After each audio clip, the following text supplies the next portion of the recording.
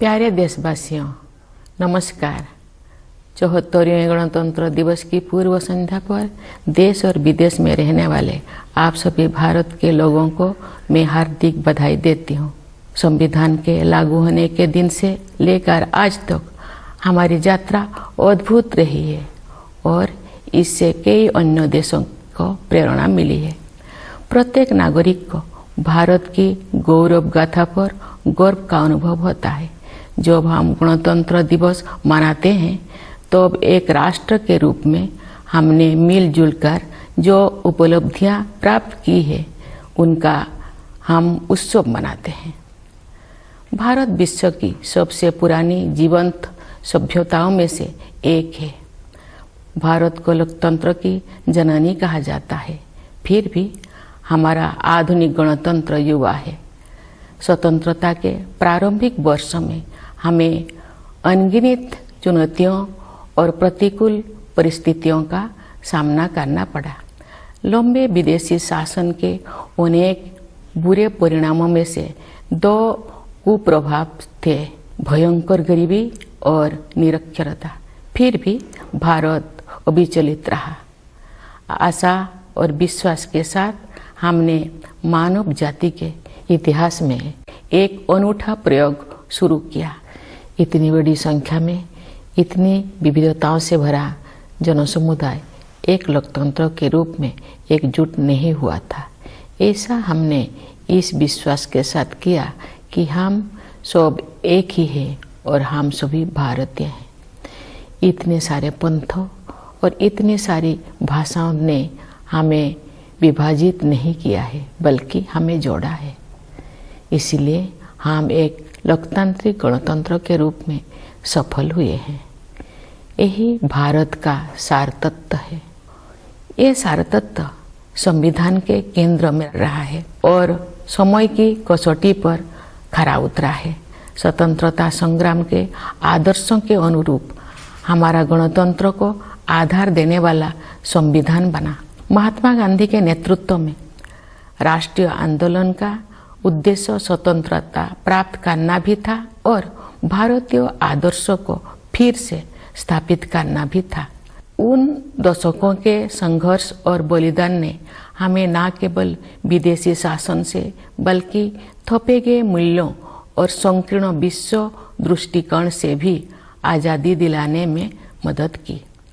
शांति, बंधुता और समानता के हमारे सदियों पुराने मूल्यों को फिर से अपनाने में क्रांतिकारियों और सुधारकों ने दूरदर्शी और आदर्शवादी विभूतियों के साथ मिलकर काम किया। जिन लोगों ने आधुनिक भारतीय चिंतन धारा को प्रवाह दिया, उन्होंने आन भद्राः कर्तव्यन्तु विश्वतः, अर्थात हमारे पास सभी दिशाओं से अच्छे विचार आए कि वैदिक उपदेश के अनुसार प्रगतिशील विचारों का भी स्वागत किया। लंबे और गहन विचार मंथन के परिणाम स्वरूप हमारे संविधान की संरचना हुई। हमारा ये बुनियादी दस्तावेज दुनिया की सबसे प्राचीन जीवंत सभ्यता के मानवतावादी दर्शन के साथ साथ आधुनिक विचारों से भी प्रेरित है। हमारा देश बाबा साहेब भीमराव अंबेडकर का सदैव ऋणी रहेगा, जिन्होंने प्रारूप समिति की अध्यक्षता की और संविधान को अंतिम रूप देने में महत्वपूर्ण भूमिका निभाई। आज के दिन हमें संविधान का प्रारंभिक मसौदा तैयार करने वाले विधिवेत्ता श्री B.N. राव तथा अन्य विशेषज्ञों और अधिकारियों को भी स्मरण करना चाहिए, जिन्होंने संविधान निर्माण में सहायता की थी।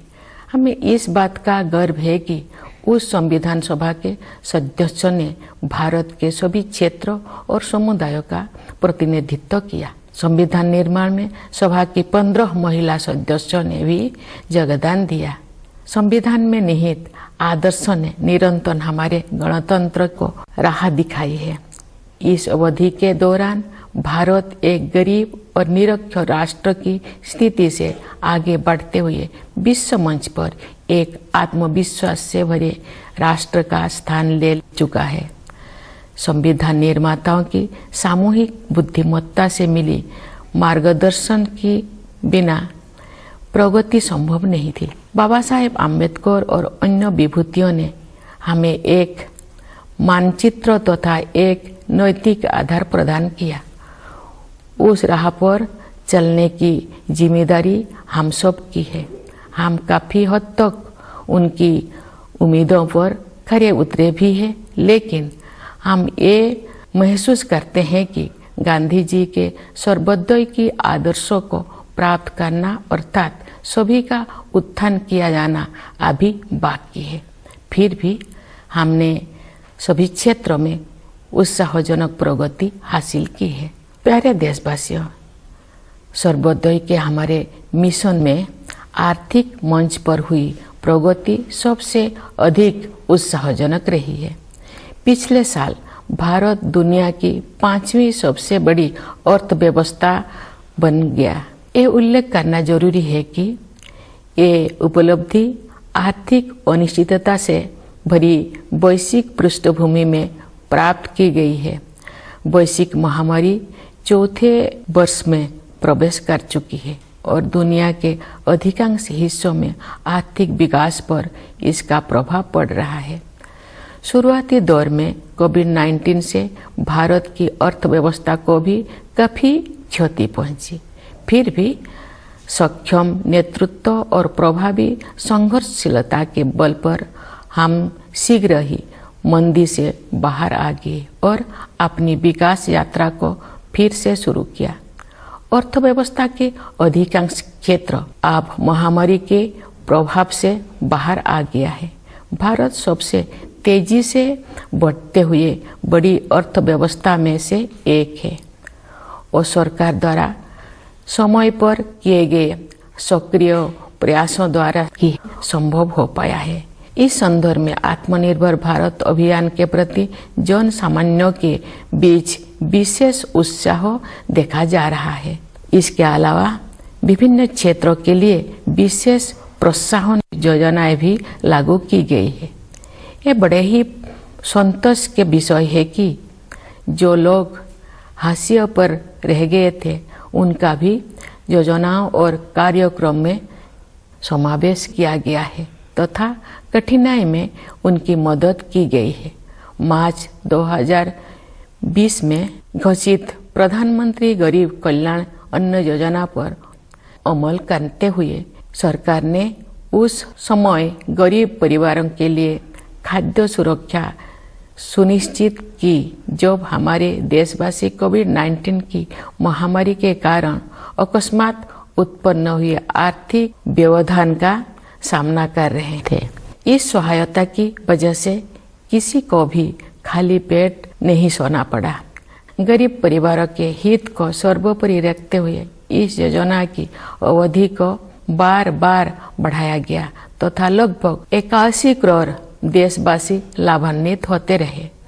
इस सहायता को आगे बढ़ाते हुए सरकार ने घोषणा की है कि वर्ष 2023 के दौरान भी लाभार्थियों को उनका मासिक राशन मुफ्त में मिलेगा। इस ऐतिहासिक कदम से सरकार ने कमजोर वर्गों को आर्थिक विकास में शामिल करने के साथ साथ उनकी देखभाल की जिम्मेदारी भी ली है। हमारे अर्थव्यवस्था का आधार सुदृढ़ होने के कारण हम उपयोगी प्रयासों का सिलसिला शुरू करने और उसे आगे बढ़ाने में सक्षम हो सके। हमारा अंतिम लक्ष्य एक ऐसा वातावरण बनाना है जिससे सभी नागरिक व्यक्तिगत और सामूहिक रूप से अपनी वास्तविक क्षमताओं का पूरा उपयोग करें और उनका जीवन फले फूले। इस उद्देश्य की प्राप्ति के लिए शिक्षा ही आधारशिला तैयार करती है। इसीलिए राष्ट्रीय शिक्षा नीति में महत्वाकांक्षी परिवर्तन किए गए हैं। शिक्षा के दो प्रमुख उद्देश्य कहे जा सकते हैं। पहले आर्थिक और सामाजिक सशक्तिकरण और दूसरा सत्य की खोज। राष्ट्रीय शिक्षा नीति इन दोनों लक्ष्यों को प्राप्त करने का मार्ग प्रशस्त करती है। यह नीति शिक्षार्थियों को 21वीं सदी की चुनौतियों के लिए तैयार करते हुए हमारी सभ्यता पर आधारित ज्ञान को समकालीन जीवन के लिए प्रासंगिक बनाती है। इस नीति में शिक्षा प्रक्रिया को विस्तार और गहराई प्रदान करने के लिए प्रौद्योगिकी की महत्वपूर्ण भूमिका को रेखांकित किया गया है। हमें कोविड-19 के शुरुआती दौर में ये देखने को मिला कि प्रौद्योगिकी में जीवन को बदलने की संभावनाएं होती है। डिजिटल इंडिया मिशन के तहत गांव और शहर की दूरी को समाप्त करके सूचना और संचार प्रौद्योगिकी को समावेशी बनाने का प्रयास किया जा रहा है। दूर दराज के स्थानों में अधिक से अधिक लोग इंटरनेट का लाभ उठा रहे हैं। बुनियादी ढांचे में हुए विस्तार की सहायता से सरकार द्वारा उपलब्ध कराए जा रहे विभिन्न प्रकार की सेवाएं लोगों को प्राप्त हो रहा है। हम विज्ञान और प्रौद्योगिकी के क्षेत्र में अपनी उपलब्धियों पर गर्व का अनुभव कर सकते हैं। अंतरिक्ष प्रौद्योगिकी के क्षेत्र में भारत गिने चुने अग्रणी देशों में से एक रहा है। इस क्षेत्र में काफी समय से लंबित सुधार किए जा रहा है और अब निजी उद्यमों को इस विकास यात्रा में शामिल होने के लिए आमंत्रित किया गया है। भारतीय अंतरिक्ष यात्रियों को ले जाने के लिए गगनयान कार्यक्रम प्रगति पर है। ये भारत की पहली मानवयुक्त अंतरिक्ष उड़ान होगी। हम सितारों तक पहुंचकर भी अपने पांव जमीन पर रखते हैं। भारत का मंगल मिशन असाधारण महिलाओं की एक टीम द्वारा संचालित किया गया था और अन्य क्षेत्रों में भी बहनों और बेटियां आप पीछे नहीं है। महिला सशक्तिकरण तथा महिला और पुरुष के बीच समानता अब केवल नारे नहीं रह गए हैं। हमने हाल के वर्षों में इन आदर्शों तक पहुंचने की दिशा में काफी प्रगति की है। बेटी बचाओ बेटी पढ़ाओ अभियान में लोगों की भागीदारी के बल पर हर कार्य क्षेत्र में महिलाओं का प्रतिनिधित्व बढ़ रहा है। राज्य की अपनी यात्राओं, शिक्षण संस्थानों के कार्यक्रमों और प्रोफेशनल्स के विभिन्न प्रतिनिधि मंडलों से मिलने के दौरान मैं युवतियों के आत्मविश्वास से बहुत प्रभावित होती हूँ। मेरे मन में कोई संदेह नहीं है कि महिलाओं की आने वाले काल के भारत को स्वरूप देने के लिए अधिकतम योगदान देंगे। यदि आधी आबादी को राष्ट्र निर्माण में अपनी श्रेष्ठतम क्षमता के अनुसार योगदान करने की अवसर दिया जाए तथा उन्हें प्रोत्साहित किया जाए तो ऐसे कौन सा चमत्कार है जो नहीं किया जा सकता है। सशक्तिकरण की यही दृष्टि अनुसूचित जातियों और अनुसूचित जनजातियों सहित कमजोर वर्गों के लोगों के लिए सरकार की कार्यप्रणाली का मार्गदर्शन करती है। वास्तव में हमारा उद्देश्य न केवल उन लोगों के जीवन की बाधाओं को दूर करना और उनके विकास में मदद करना बल्कि उन समुदाय से सीखना भी है। विशेष रूप से जनजातीय समुदाय के लोग पर्यावरण की रक्षा से लेकर समाज को और अधिक एकजुट बनाने तक कई क्षेत्रों में सीख दे सकते हैं। प्यारे देशवासियों, शासन के सभी पहलुओं में बदलाव लाने और लोगों की रचनात्मक ऊर्जा को उजागर करने के लिए हाल के वर्षों में किए गए प्रयासों की श्रृंखला के परिणाम स्वरूप अब विश्व समुदाय भारत को सम्मान की नई दृष्टि से देखता है। विश्व के विभिन्न मंचों पर हमारी सक्रियता से सकारात्मक बदलाव आने शुरू हो गया है। विश्व मंच पर भारत ने जो सम्मान अर्जित किया है उसके फलस्वरूप देश को नए अवसर और जिम्मेदारियां भी मिली है। जैसा कि आप सब जानते हैं, इस वर्ष भारत G20 देशों के समूह की अध्यक्षता कर रहा है। विश्व बंधुत्व के अपने आदर्श के अनुरूप हम सभी की शांति और समृद्धि के पक्षधर है। G20 की अध्यक्षता एक बेहतर विश्व के निर्माण में योगदान हेतु भारत को अत्यंत महत्वपूर्ण भूमिका प्रदान करती है। इस प्रकार G20 की अध्यक्षता लोकतंत्र और मल्टीलेटरलिज्म को बढ़ावा देने का अच्छा अवसर भी है और साथ ही एक बेहतर विश्व और बेहतर भविष्य को स्वरूप देने के लिए उचित मंच भी है। मुझे विश्वास है कि भारत के नेतृत्व में G20 अधिक न्यायपरक और स्थिरतापूर्ण विश्व व्यवस्था के निर्माण के अपने प्रयासों को और आगे बढ़ाने में सफल होगा। G20 के सदस्य देशों के कुल मिलाकर विश्व की आबादी में लगभग 2/3 और ग्लोबल जीडीपी में लगभग 85% हिस्सा है। इसलिए ये वैश्विक चुनौतियों पर चर्चा करने और उनके समाधान के लिए एक आदर्श मंच है। मेरे विचार से ग्लोबल वार्मिंग और जलवायु परिवर्तन ऐसे चुनौतियां हैं जिनका सामना शीघ्रता से करना है। वैश्विक तापमान बढ़ रहा है और मौसम में बदलाव के चरम रूप दिखाई पड़ रहा है। हमारे सामने एक गंभीर दुविधा है। अधिक से अधिक लोगों को गरीबी से बाहर निकालने के लिए आर्थिक विकास जरूरी है, लेकिन इस विकास के लिए फॉसिल फ्यूल का प्रयोग भी करना पड़ता है। दुर्भाग्य से ग्लोबल वार्मिंग का सबसे अधिक कष्ट गरीब तबके के लोगों को सहन करना पड़ता है। ऊर्जा के वैकल्पिक स्रोतों को विकसित करना और लोकप्रिय बनाना भी एक समाधान है। भारत ने सौर ऊर्जा और इलेक्ट्रिक वाहनों को नीतिगत प्रोत्साहन देकर इस दिशा में सराहनीय कदम उठाया है। हालांकि वैश्विक स्तर पर विकसित देशों द्वारा टेक्नोलॉजी ट्रांसफर और वित्तीय सहायता के जरिए उभरती हुई अर्थव्यवस्थाओं को सहायता प्रदान करने की आवश्यकता है। विकास और पर्यावरण के बीच संतुलन बनाए रखने के लिए हमें प्राचीन परंपराओं को नई दृष्टि से देखना होगा। हमें अपनी मूलभूत प्राथमिकताओं पर भी पुनर्विचार करना होगा। परंपरागत जीवन मूल्यों के वैज्ञानिक आयामों को समझना होगा। हमें एक बार फिर प्रकृति के प्रति सम्मान का भाव और अनंत ब्रह्मांडों के सम्मुख विनम्रता का भाव जागृत करना होगा। मैं इस बात पर ध्यान आकर्षित करना चाहूंगी कि महात्मा गांधी आधुनिक युग के सच्चे भविष्य द्रष्टा थे, क्योंकि उन्होंने अनियंत्रित औद्योगिकरण से होने वाले आपदाओं को पहले ही भांप लिया था और दुनिया को अपने तौर तरीकों को सुधारने के लिए सचेत कर दिया था। अगर हम चाहते हैं कि हमारे बच्चे इस धरती पर सुखमय जीवन बिताएं, तो हमें अपनी जीवन शैली को बदलने की जरूरत है। इस संदर्भ में सुझाए गए परिवर्तन में से एक बदलाव भोजन से संबंधित है।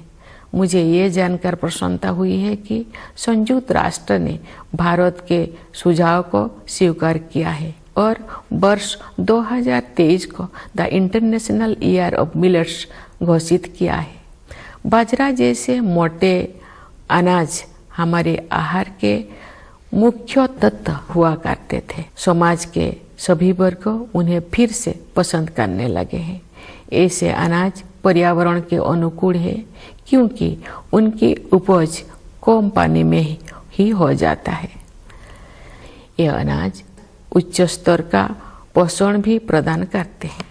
यदि अधिक से अधिक लोग मोटे अनाज को भोजन में शामिल करेंगे तो पर्यावरण संरक्षण में सहायता होगी और लोगों के स्वास्थ्य में भी सुधार होगा। गणतंत्र का 1 और वर्ष बीत चुका है और एक नया वर्ष शुरू हो रहा है। ये अभूतपूर्व परिवर्तन का दौर रहा है। महामारी के प्रकोप से दुनिया कुछ ही दिनों में बदल गई थी। पिछले 3 वर्ष के दौरान जो भी हमें लगा कि हमने वायरस पर काबू पा लिया है, तो वायरस फिर किसी विकृत रूप में वापस आ जाता है। लेकिन अब इससे घबराने का कोई जरूरत नहीं है, क्योंकि हमने ये समझ लिया है कि हमारा नेतृत्व, हमारे वैज्ञानिक और डॉक्टर, हमारे प्रशासक और कोरोना योद्धा किसी भी स्थिति से निपटने के लिए हर संभव प्रयास करेंगे। साथ ही हमने ये भी सीखा है कि हम अपनी सुरक्षा में कमी नहीं आने देंगे और सतर्क भी रहेंगे। प्यारे देशवासियों, विभिन्न क्षेत्रों में कार्यरत कई पीढ़ियों के लोग हमारे गणतंत्र की अब तक की विकास गाथा में अमूल्य योगदान के लिए प्रशंसा के पात्र है। मैं किसानों, मजदूरों, वैज्ञानिकों और इंजीनियरों की भूमिकाओं की सराहना करती हूँ, जिसकी सामूहिक शक्ति हमारे देश को जय जवान, जय किसान, जय विज्ञान, जय अनुसंधान की भावना के अनुरूप आगे बढ़ने में सक्षम बनाती है। मैं देश की प्रगति में योगदान देने वाले प्रत्येक नागरिक की सराहना करती हूँ। भारत की संस्कृति और सभ्यता के अग्रदूत प्रवासी भारतीयों का भी मैं अभिवादन करती हूँ। इस अवसर पर मैं उन बहादुर जवानों की विशेष रूप से सराहना करती हूँ जो हमारी सीमाओं की रक्षा करते हैं और किसी भी त्याग तथा बलिदान के लिए सदैव तैयार रहते हैं। देशवासियों को आंतरिक सुरक्षा प्रदान करने वाले समस्त अर्धसैनिक बलों तथा पुलिस बलों के बहादुर जवानों की भी मैं सराहना करती हूँ। हमारी सेनाओं, अर्धसैनिक बलों तथा पुलिस बलों के जिन वीरों ने कर्तव्य निभाते हुए अपने प्राणों की आहुति दी है, उन सबको मैं सादर नमन करती हूँ। मैं सभी प्यारे बच्चों को उनके उज्जवल भविष्य के लिए हृदय से आशीर्वाद देती हूँ। आप सभी देशवासियों के लिए एक बार फिर मैं गणतंत्र दिवस की हार्दिक शुभकामनाएं व्यक्त करती हूँ। धन्यवाद। जय हिंद, जय Bharat.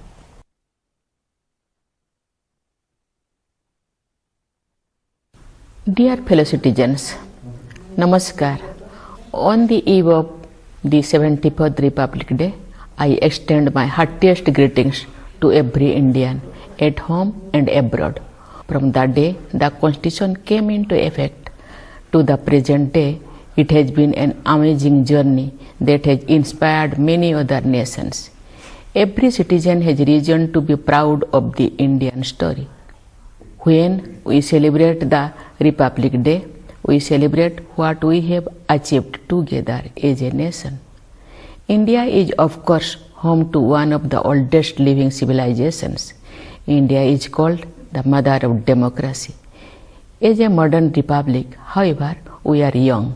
In the early years of independence, we faced countless challenges and adversities. Very high levels of poverty and illiteracy were just two of the many ill effects of the long foreign rule. Yet, the spirit of India was undeterred. With hope and confidence, we began an experiment unique in the history of humankind. Such a vast and diverse multitude of people coming together as one nation remains unprecedented. We did so with a belief that we are after all one, that we are all Indians. We have succeeded as a democratic republic because so many creeds, so many languages have not divided us, they have only united us. That is the essence of India. That essence was at the heart of the Constitution, which has withstood the test of time. The Constitution that started governing the life of the Republic was the outcome of the freedom struggle. The national movement led by Mahatma Gandhi was as much about winning independence as about rediscovering our own ideas. Those decades of struggle and sacrifice helped us win freedom not only from colonial rule but also from the imposed values and narrow worldviews. Revolutionaries and reformers joined hands with visionaries and idealists to help us learn about our age-old values of peace, brotherhood, and equality. Those who shaped the modern Indian mind also welcomed progressive ideas from abroad. following the Vedic advice, Anubhadraha Krotavayantu Vishwatoh, let noble thoughts come to us from all directions. A long and profound thoughts process culminated in our Constitution. Our founding document is inspired by the humanistic philosophy of the oldest living civilization in the world, as well as new ideas that emerged in more recent history.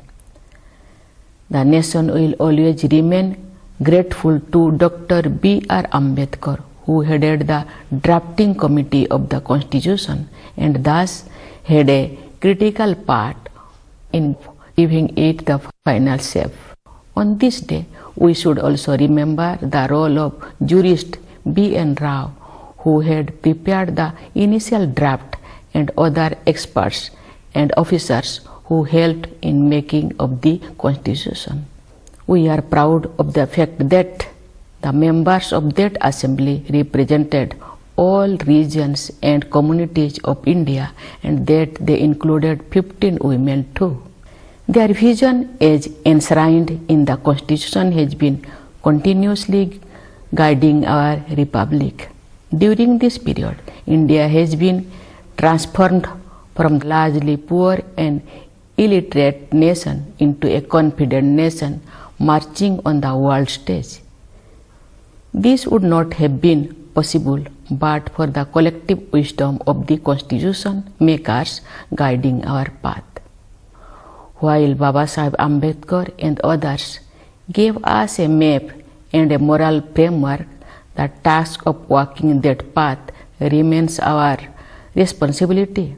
We have largely remained true to their expectations, and yet we realize that much remains to be done to realize Gandhiji's ideal of Sarvodaya, the upliftment of all. Yet the progress we have made on all fronts is encouraging. Dear fellow citizens, in our mission of Sarvodaya, the most encouraging has been the progress made on the economic front.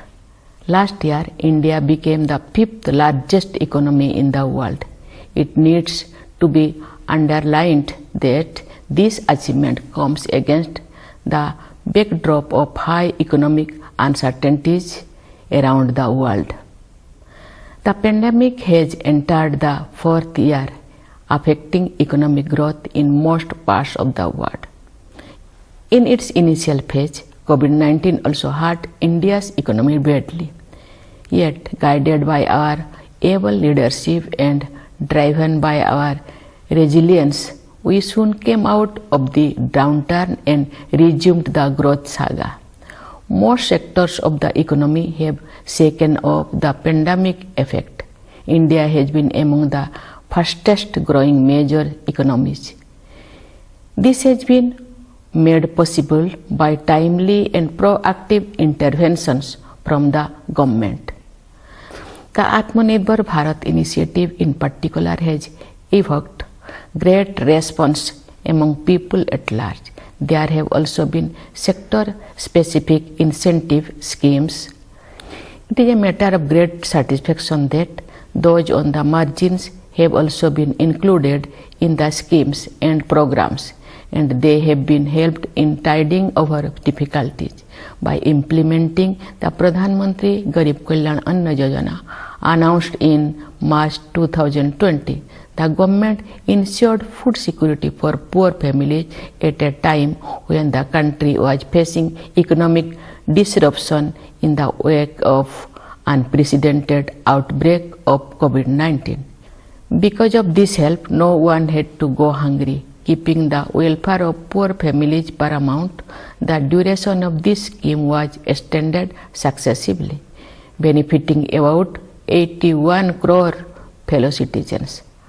Further extending this assistance, the government has announced that even during the year 2023, the beneficiaries will get their monthly ration free of cost. With this historic move, the government has undertaken the responsibility of caring for the weaker sections while also enabling them to benefit from economic development. With the economy on a sound footing, we have been able to begin and carry forward a series of praiseworthy initiatives. The ultimate goal is to create an environment in which all citizens can, individually and collectively, realize their true potential and prosper. As education builds the right foundation for this purpose, the National Education Policy has introduced ambitious changes. It rightly addresses the twofold aims of education as an instrument of economic and social empowerment and as a means to explore truth. The policy makes our civilizational lessons relevant for contemporary life, while also preparing the learner for the 21st century challenges. The National Education Policy appreciates the role of technology in expanding and deepening the learning process. As we have come to realize since the early days of COVID-19, technology offers life-changing possibilities. The Digital India Mission is striving to make information and communication technology inclusive by bridging the rural-urban divide. More and more people in far-flung places have been reaping the benefits of the Internet and are receiving a variety of services provided by the government as the infrastructure expands. We have reasons to be proud of our achievements in the domain of science and technology. India has been among the handful of pioneers in space technology. As long-pending reforms in this sector are underway, private enterprises are now invited to join the quest. The Gaganyaan program to carry Indian astronauts into the space is under progress.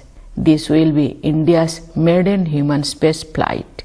Yet, even as we reach out to the stars, we keep our feet on the ground. India's Mars mission was powered by a team of extraordinary women, and our sisters and daughters are not far behind in other areas too. Women's empowerment and gender equality are no longer mere slogans, as we have made great progress towards these ideals in recent years. With people's participation in Beti Bachao Beti Padhao campaign, women's representations have been rising in every sphere of activity. During my visits to various states, educational institutions, and while meeting delegations of various professionals, I am amazed by the confidence of young women. I have no doubt in my mind that they are the ones who will do most to shape tomorrow's India. What miracles cannot be achieved if this half of the population is encouraged to contribute to nation building to the best of their ability. The same vision of empowerment guides the government's approach to the marginalized communities, including the scheduled caste and scheduled tribes. In fact, the aim is not only to remove hurdles and help them in development, but also to learn from them. Tribal communities in particular have rich lessons to offer in many areas, ranging from protecting the environment to making the society more cohesive. Dear fellow citizens, as a result of a series of initiatives in recent years to transform all aspects of governance and unleash creative energies of people, the world has started to look at India with a new sense of respect. Our interventions in various world forums have started making a positive difference. The respect that India has earned on the world stage has resulted in new opportunities as well as responsibilities. This year, as you know, India holds the presidency of the Group of 20 Nations. With our motto of universal brotherhood, we stand for peace and prosperity of all.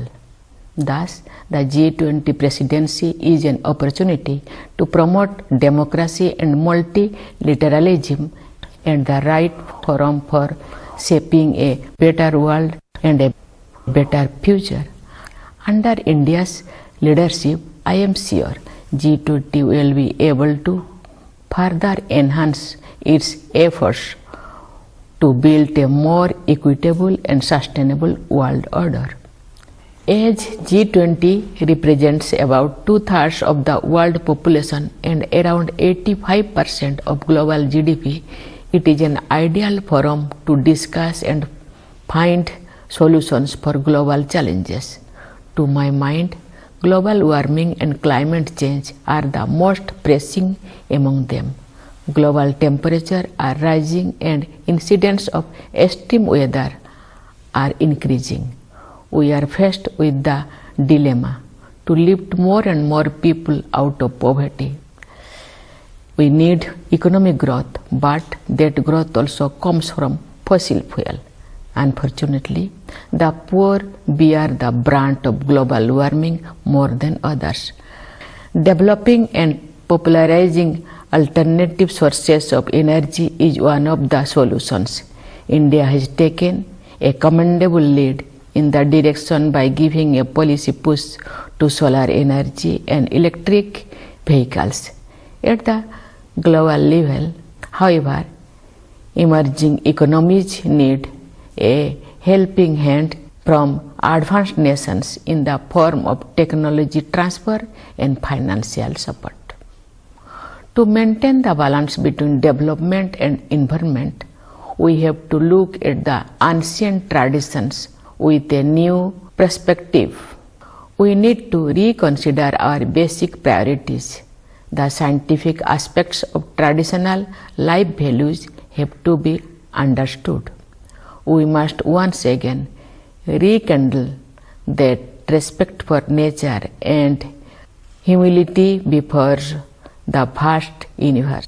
Let me state here that Mahatma Gandhi was a true prophet of our times, as he foresaw the calamities of indiscriminate industrialization and cautioned the world to mend its ways.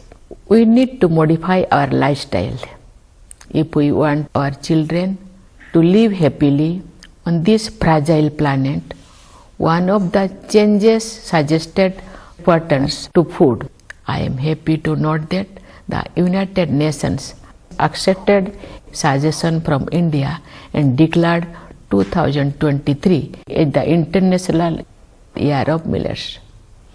Millets are essential ingredients of our diet, and they are making a comeback among sections of society. Coarse grains like millets are eco-friendly as they require less water to grow, and yet they provide high levels of nutrition. If more and more people turn to millets, it will help conserve ecology and also improve health. One more year has gone by for the Republic and another year commences. It has been a time of unprecedented change. With the outbreak of the pandemic, the world had changed within a matter of days. During these 3 years, whenever we have felt that we have finally put the virus behind, it raises its ugly head. However, there is no need to panic because we have learned in this period that our leadership, our scientists and doctors, our administrators and corona warriors will make every possible effort to meet any situation. At the same time, each of us has also learned to not let our guard down and remain alert. Dear fellow citizens, generations of people working in different fields deserve praise for their invaluable contribution in the development story of our Republic so far. I commend the roles of farmers, workers, scientists and engineers whose combined strength enables our country to live up to the spirit of Jai Jawan, Jai Kisan, Jai Vigyan, Jai Anusandhan. I appreciate every citizen who contributes to nation's progress. I also convey my greetings to our diaspora, the great ambassadors of India's culture and civilization. On the occasion of Republic Day, I convey my special appreciation to our Jawans who guard our borders and are ready to make any sacrifice for the country. I also express my appreciation for all the brave soldiers of paramilitary forces and police forces who provide internal security to their fellow citizens. I salute all the brave hearts of our armed forces, paramilitary forces, and police forces who laid down their lives in the line of duty. I convey my blessings to all the dear children for their bright future. Once again, I extend my best wishes to all of you on this Republic Day. Thank you. Jai Hind, Jai Bharat.